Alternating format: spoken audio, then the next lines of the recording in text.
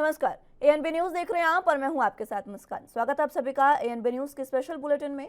नेता और फिलहाल पार्टी के साइडलाइन चल रहे बीजेपी सांसद वरुण गांधी ने शुक्रवार को एक बार फिर से अग्निपथ योजना को लेकर केंद्र सरकार पर निशाना साधा। वरुण गांधी ने कहा कि वो अग्निवीरों के लिए बतौर सांसद अपनी पेंशन छोड़ने के लिए तैयार हैं। इसके साथ ही उन्होंने अन्य जनप्रतिनिधियों से भी अपनी पेंशन छोड़ने की अपील की है।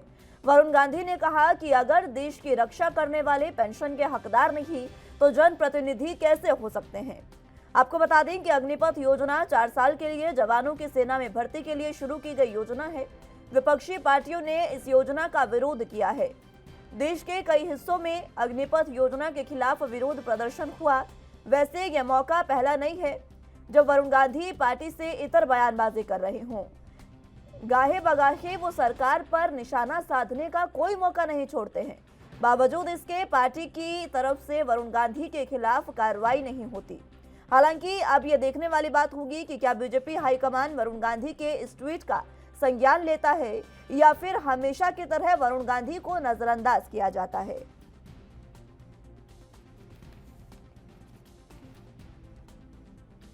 तो आपको बता दें कि वरुण गांधी जो बीजेपी के नेता है, लगातार वो बीजेपी के खिलाफ बयानबाजी करते हैं। अगर उन्हें बीजेपी की कोई योजना पसंद नहीं आती तो इसी तरीके की बयानबाजी हमेशा होती है। और जिस तरीके से बयानी तीर वो जब छोड़ते हैं उसमें बीजेपी ने अभी तक उन पर कोई कार्रवाई नहीं की है। और एक बार फिर से वरुण गांधी अब अपनी ही सरकार के खिलाफ हो गए हैं। उन्होंने ये अग्निपथ जो योजना सरकार लेकर आई है उसके खिलाफ बयान दिया। उन्होंने साफ तौर पर कहा कि अगर 4 साल काम कर रहे सेना के जवान जो है वो पेंशन के हकदार नहीं है तो आखिर जनप्रतिनिधि, सांसद, विधायक, मंत्री कैसे इस पेंशन के हकदार हो सकते हैं। उन्होंने सभी विधायकों से अपील भी की है कि जो भी जनप्रतिनिधि सेना में अपनी क्षमता रखता है या फिर यूं कहें कि जो जनप्रतिनिधि सेना में अपना विश्वास रखता है वो अपनी पेंशन को छोड़े, ये उन्होंने अपील की है। वरुण गांधी ने खुद ये बात कह दी है कि बतौर सांसद वो अपनी पेंशन छोड़ने को तैयार है। और इसी के साथ उन्होंने बाकियों से भी अपील की है कि सभी अपनी पेंशन को छोड़ें। और सरकार से ये बात कही गई है कि जल्द ही इसको लेकर कोई कानून लेकर आना चाहिए। ये एक बार फिर से वरुण गांधी के बोल हैं बीजेपी के खिलाफ। आपको बता दें कि यूपी के पीलीभीत से सांसद है वरुण गांधी, जिन्होंने ये बात कही है। अब इसको लेकर बीजेपी में एक बार फिर से खलबली मच गई है। लेकिन सबसे अहम इस बार देखना ये होगा कि क्या इस बार वरुण गांधी पर कोई कार्रवाई होती है या नहीं।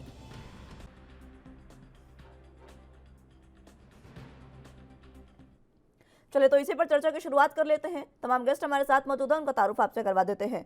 प्रदीप भटनागर जी प्रवक्ता बीजेपी से हमारे साथ मौजूद हैं और वरिष्ठ पत्रकार के रूप पर आरबी उपाध्याय जी हमारे साथ मौजूद हैं। आप दोनों का बहुत स्वागत है एएनबी न्यूज पर। सबसे पहले भटनागर साहब आप ही के पास आना चाहूंगी चर्चा की शुरुआत करते हुए। आखिर वरुण गांधी पर कार्रवाई क्यों नहीं? अब तो आपकी खुद की पार्टी से यह आवाज उठने लगी है कि ये जो योजना है इसमें जब सेना के अधिकारी, सेना के जवान पेंशन के हकदार नहीं है तो फिर जनप्रतिनिधियों को पेंशन क्यों?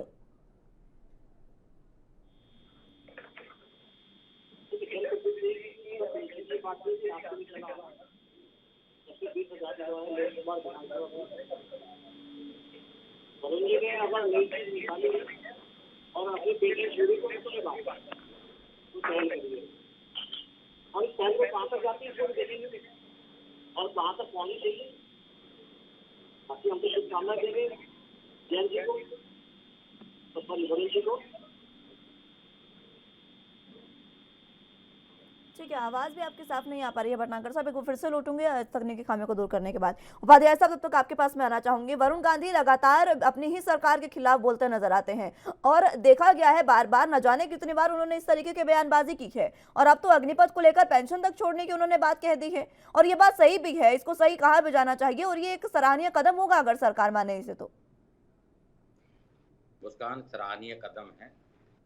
आपके चैनल पर भी और भिन्न चैनलों पर मैं इस बात को उठाता रहा हूं और आज वही बात वरुण गांधी ने दोहराई है। स्वागत योग्य कदम। विसंगतियां हैं और विसंगतियां आप जनप्रतिनिधि कहते हैं, जनता के सेवक कहते हैं, और दूसरी तरफ आप देखेंगे कि जो साइकिल पर चलने वाला नेता है वो 5 साल में करोड़पति, अरबपति हो जाता है, फिर भी पेंशन लेता है। पेंशन एक नहीं, अगर 5 बार एमएलए एमपी रहे तो 5 पेंशन लेंगे।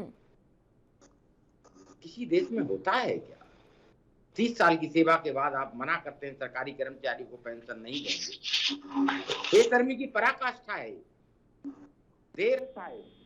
कम से कम ये चीज मुद्दा बन रही है। मैं बार बार भिन्न भिन्न चैनलों पर इस बात को उठाता रहा हूँ।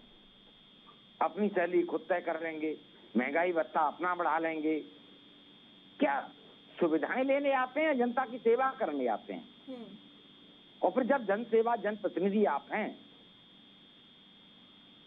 तो आपका जो आचरण है वो कहीं ना कहीं एक उच्च मापदंड स्थापित करे, ऐसी उम्मीद आपसे की जा सकती है। मैंने कई बार कहा ना कि गांधी जी चीनी खाते थे। एक पिता अपने बच्चे को लेकर पहुंचा, उन्होंने कहा ये चीनी खाता है, इसको मना करिए। उन्होंने कहा 1 हफ्ते बाद लाना, 1 हफ्ते बाद गया। उन्होंने कहा 4 दिन बाद आना, 4 दिन बाद फिर गया। उन्होंने कहा बेटे चीनी नहीं खाते, चीनी सेहत के लिए नुकसानदायक होती है। तो उसका गार्जियन भड़क गया। उन्होंने कहा ये बात तो 1 हफ्ते पहले आया था तभी कह सकते थे आप। तो गांधी जी ने बहुत अच्छी बात कही थी। उन्होंने कहा कि नहीं, तब मैं भी चीनी खाता था, तो मैं कैसे मना कर देता इस बच्चे। बिल्कुल, वो नैतिकता थी।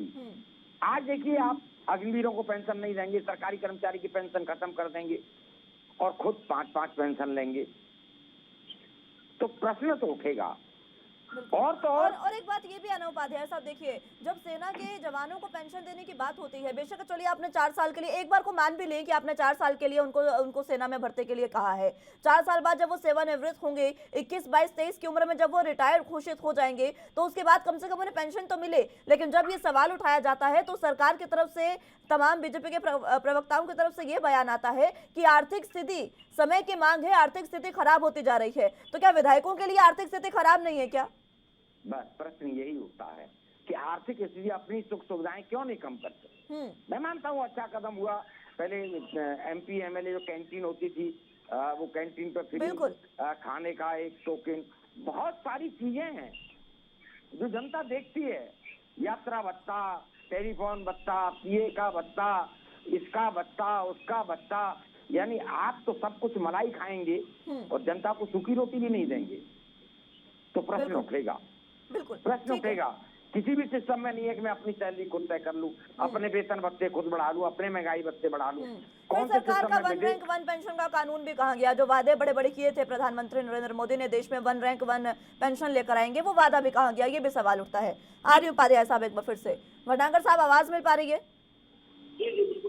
जी सुनिए आपने उपाध्याय साहब की भी बातें, और ये कदम सराहनीय होगा अगर सरकार इस पर विचार करे। वरुण गांधी ने इस बार, हालांकि हर बार वो अपनी सरकार के खिलाफ बोलते हैं, लेकिन उनके बात में सच्चाई तो है इस बार।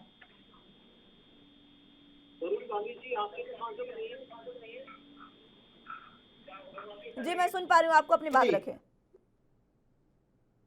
जी मेरी आवाज आ रही है? जी जी मैं सुन पा रही हूँ, आपको अपनी बात रखें। वरुण जी आज से सांसद तो नहीं है, बहुत लंबे टाइम से मेंबर ऑफ पार्लियामेंट है। इससे पहले वरुण जी को याद नहीं आई, आज वरुण जी को याद क्यों आई? सबसे बड़ी चीज ये है।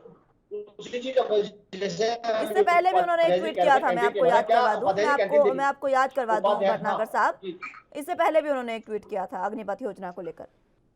जी मैं समझ गया, मैं एक बार थोड़ी बात पूरी कर रहा हूँ। जी उपाध्याय जी अभी कैंटीन के बारे में बोल रहे थे, क्या उपाध्याय जी कैंटीन पता नहीं गए या नहीं गए, तो एक बार कैंटीन जाके पता भी करना चाहिए था वहाँ कौन लोग खाना खाते हैं। 80 से 90% कौन लोग वहाँ भोजन करते हैं, उसके बारे में ज्ञात होना चाहिए कि कितने सांसद खाना खाते हैं और कितने सिक्योरिटी वहाँ की जो कर्मी है वो खाना खाते हैं, ड्राइवर खाना खाते हैं, कौन खाना खाते हैं वो भी पता लगना। अरे भटनागर जी मैं पार्लियामेंट हाउस में रहा हूँ, अरे मैं 8 साल एनएक्सी में रहा हूँ। शोर से उठाया कि कैंटीन में फ्री खाना खाते हैं, फ्री वो खाते हैं। क्यों कैंटीन किस लिए होती है? बहुत बड़ी बड़ी सरकारी संस्थान और बड़े बड़े जो फैक्ट्रियां चल रही है वहाँ कैंटीन क्यों खुलती है? समय बचत के लिए खुलती है। और कौन खाते हैं लोग? बड़े लोग तो खाना नहीं खाते कभी भी, जो कैंटीन में बनता है वो मध्यम वर्गीय लोग खाते हैं खाना, जिन्हें खाने की जरूरत होती है। पहली चीज ये कोई नहीं बताता इस चीज के बारे में कि कैंटीन के बारे में। जो बात कर रहे थे पेंशन की छूट, और अच्छी बात है, और जोर शोर से आवाज उठनी चाहिए और ये आवाज कहीं खत्म होनी चाहिए कि आखिरी 5 बार। देखिए बड़े ताजुब की बातें सुनने को मिला कि अकाली दल के जो मुखिया हैं वो 5 बार सांसद और 10 बार विधायक रहे और उनको तब से उसको पेंशन मिल 11 बार 11 बार तो गलत ही है। 11 बार। अरे व्यक्ति एक जी बिल्कुल, एक व्यक्ति और 11 बार पेंशन लेगा, 11 बार की व्यक्ति तो एक है। जी बिल्कुल, आप आंदोलन करें और संसद द्वार पर धरना दे बैठ के इन चीजों को उठाएं। आप टीवी से नहीं सुनी जा रही तो आप सड़क पे उतरे। आप इन चीजों को सरकार क्या करेगी? आप इसलिए आप मुझे लोगों ये ने नहीं समझ एक आता एक भटनागर साहब, हम तो जो मुझे हमारा मैं आ रही हूँ काम है। उपाध्याय साहब आ रही हूँ, मुझे ये नहीं समझ आता भटनागर साहब कि हर बार ये उम्मीद क्यों की जाती है कि आप धरना प्रदर्शन करें, जब सरकार अग्निपथ जैसी योजना लेकर आ सकती है जिसमें युवा जो है उन्होंने तमाम संपत्तियों को आग के हवाले कर दिया। उस योजना को लाने में सरकार नहीं सोची तो इस योजना को लाने में क्यों सोच रही है सरकार? क्यों नहीं ला सकती सरकार ये कानून? जी बिल्कुल, क्या ममता बनर्जी नहीं बोलेंगी? शिवसेना नहीं बोलेगी? बोल तो अब युवा भी रहे हैं भटनागर साहब, कितना सुन रही है सरकार? बोल तो अब युवा भी रहे हैं भटनागर साहब, मैं वही कह रही हूँ आपको, बोल तो अब युवा भी रहे हैं, कितना सुन रही है सरकार? अच्छे में अगर कानून लेकर आएंगे तो आपकी सराहना भी होगी। ये सेना का काम है और सेना के बीच में ज्यादा सरकार दखल अंदाजी नहीं करा करती है और सेना का काम है जो जितने भी अब तक जितने भी जो भी क्लियर बातें जो कही है सेना प्रमुखों ने आके आपके लोगों के माध्यम से जो चीजें कही है। सरकार नहीं बोलेगी, सरकार बोलेगी सेना के प्रमुख बोलेंगे, जो उनके पीआरओ है वो बोलेंगे। मैं आपको ये कह रही हूँ भटनागर साहब, देखिए एक सीधी सी बात है, स्पष्ट सी बात है। मैं देखिए ये अग्निपथ योजना आई, इसमें युवा विरोध प्रदर्शन कर रहे हैं, आगजनी कर रहे हैं, किस तरीके से आपने तमाम तस्वीरें भी देखी होंगी, कैसे युवा सड़कों पर रो रहे हैं। इसमें नहीं सुनी जा रही है ना उनकी ये योजना, इसमें कल से भर्ती होने जा रही है ना, आपको जानकारी होगी बेहतर तरीके से, कल से भर्ती होने जा रही है इसमें।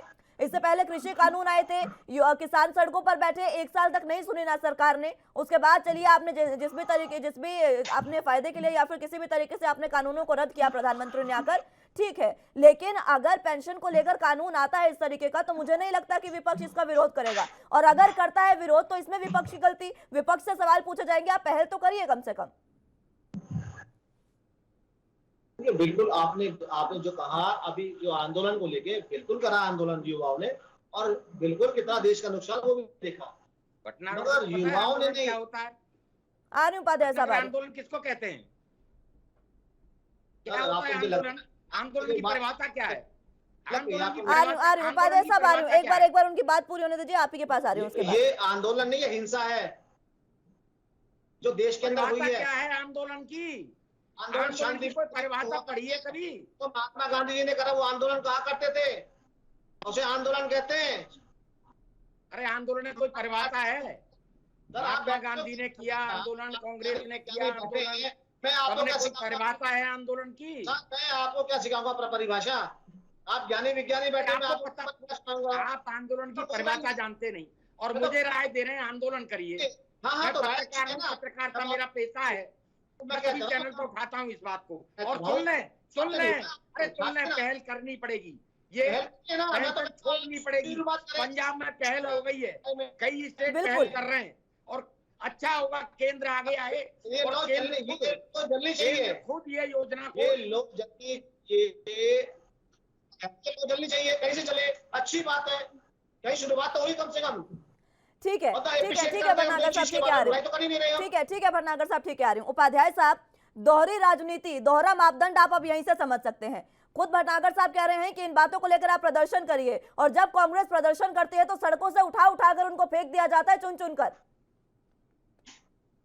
देखिए विडंबना है इस देश की, और इस विडंबना पे ही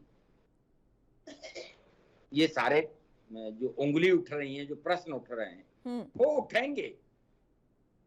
मैं एक लंबे समय से इस बात को उठाता चला आ रहा हूं कि भी आप पेंशन, आपको तो सारी सुख सुविधाएं चाहिए, बिल्कुल, लेकिन समाज का अंतिम व्यक्ति है, उसको कुछ नहीं चाहिए, उसकी कोई मूलभूत आवश्यकता नहीं है, उसका कोई अधिकार नहीं है। और तो और निर्लजता की हद देखिए कि महाराष्ट्र में सार्वजनिक मंच से कहा गया कि भी संविधान कानून हमारे लिए नहीं होता है, ये आम जनता के लिए होता है। जनता को क्या मैसेज देना चाहते हैं कि आप 5-5 पेंशन लें? और जिस अग्निवीर की बात हो रही है, जिस सेना की बात हो रही है, कितने नेताओं के बच्चे हैं सेना में? बिल्कुल, कितने नेताओं के बच्चों ने शहादत दी है? एक भी नहीं। बॉर्डर के ऊपर एक सिंगल नहीं मिलेगा, ना कोई पूंजीपति और न किसी नेता का बेटा। मैं तो कहूंगा मैंडेटरी करना चाहिए, ये कंपलसरी हो कि भी 4 साल या 5 साल कम से कम अग्निवीर ही रहे और उसी को टिकट मिले। जरूरी होगा राजनीति में आना है, इलेक्शन लड़ना है, तो सेना पे जाइए, बॉर्डर पर अपना 5 साल सर्विस करिए, बिल्कुल। तब आपको सेना का दर्द समझ में आएगा, तब वो परिस्थितियां समझ में आएंगी जिसमें सैनिक काम करता है, तब वो दर्द समझ में आएगा जिस तिरंगे में लिपट कर सब जब घर पहुंचता है, एक बहन का भाई, एक माँ का बेटा, दुख क्या होता है, कष्ट क्या होता है। अरे आपको कष्ट, आपको एहसास नहीं हो सकता, एहसास मुश्किल होगा। जी बड़ा आसान है उपाध्याय जी, ये उदाहरण देना, ये भावुकता बड़ा आसान है बोलना बैठ के टीवी पे। जिसके परिवार का जाता उसको पता होता है। मेरे परिवार का नहीं गया, आपके परिवार का नहीं गया, हम यहाँ बैठ के भाषण दे सकते हैं, दर्द भरी बातें कर सकते हैं। यही तो वो कह रहे हैं कि कोई राजनीतिक दल का कोई नेता क्यों नहीं समझ सकता इस भावना को। समझने की कोशिश करिए ना, एक बार भेजिए अपने बच्चों को सेना में। मैं सब बिल्कुल समझ रहा हूँ मुस्कान जी, बिल्कुल समझ रहा हूँ, मैं हर चीज समझ रहा हूँ, मैं बिल्कुल, मैं ऐसे नहीं है, अगर बैठा हूँ वो जिम्मेदारी से बैठा हूँ और बोल रहा हूँ मैं। अरे ठीक है उपाध्याय साहब, एक बार उपाध्याय साहब आ रही हूँ, एक बार सुन लीजिए भटनागर साहब को। भटनागर साहब, विषय जो आज आपने रखा बहुत अच्छा रखा आपने, पेंशन का, और बड़े बड़े धुरंधर है जो कहेंगे पेंशन लेनी है। और पंजाब में की सरकार है जिसने पहल करी, बड़ी अच्छी बात है। हम तो देखते हैं और कितने विपक्षी आगे आते हैं, क्योंकि हम जो करेंगे हमें पता है, ये आंदोलन जीवी और आंदोलन वर्गी क्या काम करेगा हमें पता है, विपक्ष क्या बोलेगा। कांग्रेस चुप के बैठी है, सबसे बड़ी सत्ताधारी पार्टी है, और उसमें तो ऐसे सांसद विधायक है जो कितने पेंशन ले रहे हैं। बात सेना की हो रही है, बात अग्निवीर की हो रही है, और आप फिर वही कांग्रेस, बीजेपी, समाजवादी, ये राजनीति का मुद्दा नहीं है, रटे रटाए राग हैं उपाध्याय साहब, रटे रटाए राग जाते हैं। मैं बता देता हूँ, अग्निवीर पे आते हैं। जो अग्निवीर को जो पेंशन मिल रही है, अगर जो लास्ट में पैसा मिल रहा है, उसका आकलन कर लीजिए। अगर 10,000 महीने की पेंशन है तो कितने साल की पेंशन होगी इसके पास? 22 साल की उम्र में कौन सी इसकी उम्र निकल जाएगी? भारतीय सेना ने स्पष्ट कह दिया है, जिसको फौज के अंदर धरती माँ की सेवा करनी है वो आए, जिसको नौकरी करनी है वो कहीं और जाए, ये नौकरी की जगह नहीं है। आपको साफ कह दिया स्पष्ट तीनों सेना प्रमुखों ने। अगर आपको लगता है कि फौज में आना चाहिए, बिल्कुल आइए। आप फौज में आना है, नौकरी के हिसाब से नहीं आना, देश सेवा के हिसाब से आना है। और जिन्हें नौकरी करनी है, बहुत खुली चीज है। फौजी पेंशन, फौजी से कोई नहीं चला। आ रही उपाध्याय साहब, आ रही। तो तीनों सेना प्रमुखों ने जो भी कहा है, आप उनको चीजों को समझे। मैं उनके विषय में टीका टिप्पणी नहीं कर सकता। ठीक है उपाध्याय साहब, 5 बार अगर कोई 5 बार विधायक है तो वो 5 बार पेंशन लेगा। ठीक है, हर एक जो कोई भी शख्स होता है, कोई भी व्यक्ति है, वो अपने परिवार के बारे में, अपने फैमिली बैकग्राउंड के बारे में भी सोचता है। एक पेंशन निर्धारित हो जानी चाहिए। और ये कहना है युवाओं का, मेरा ये मानना है कि अगर कोई युवा सेना में जाना चाहता है तो उसकी ये मानसिकता कतई नहीं हो सकती है कि वो इस तरीके से अपने देश की चीजों को नुकसान पहुंचाए। ये जो आगजनी हो रही है वो गलत है बिल्कुल, लेकिन उन सड़कों पर भी कई युवा ऐसे हैं जो रो रहे हैं ये कहकर कि हमारा करियर खराब हो रहा है, हम जनता की, हम देश की सेवा करने आ रहे हैं, लेकिन इसके साथ एक इंसान अपना फैमिली बैकग्राउंड भी देखता है, अपना भविष्य भी सिक्योर करने की सोचता है। क्यों लोग सरकारी नौकरी में जाते हैं? इसीलिए ना कि उन्हें पेंशन मिलेगी, उनका भविष्य सिक्योर होगा। भविष्य क्या, वो अपने परिवार और अपने बच्चों के पालन पोषण के लिए मांगता है। कोई ये पेंशन से कोई पूंजीपति नहीं बनेगा, बिल्कुल, ये भी मैं बता दूं आपको। वो ये चाहता है कि उसके बच्चों का भविष्य, उसके परिवार का भविष्य सुरक्षित रहे। और फिर देश सेवा की बात करते हैं, क्या देश सेवा गरीब के हिस्से में आएगी? क्या देश सेवा गरीब का ही कर्तव्य है? क्या किसान के बेटे का कर्तव्य है? क्या नेता और नेता के बेटा का कोई देश सेवा का कर्तव्य नहीं है? देश की सुरक्षा का कोई कर्तव्य नहीं है? क्यों? प्रश्न तो उठेगा। आप कहते हैं विसंगतियां बहुत सारी, एक आम आदमी जेल में चला जाएगा, उसे वोट देने का अधिकार नहीं है, और नेताजी जेल से चुनाव लड़ सकते हैं। एक देश में 2 संविधान, बिल्कुल, एक देश में 2 विधान। विसंगतियां बहुत सारी हैं और इनमें सुधार करने की जरूरत है, जिससे जनता के बीच में एक अच्छा मैसेज जाए। इन सब चीजों से एक अच्छा मैसेज नहीं जाता जनता के बीच में। कहीं ना कहीं इन पर पुनर्विचार करने की जरूरत है, सोचने की जरूरत है। और मैं कहूंगा कि देर आए दुरुस्त आए।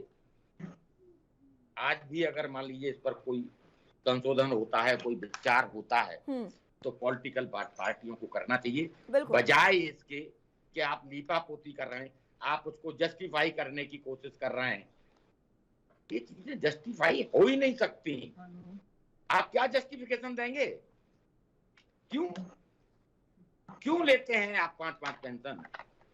और अब तो मैं ही नहीं कह रहा हूं, पंजाब में छोड़ी जा चुकी है, दूसरे स्टेट पहल कर रहे हैं, केंद्र क्यों नहीं पहल करता?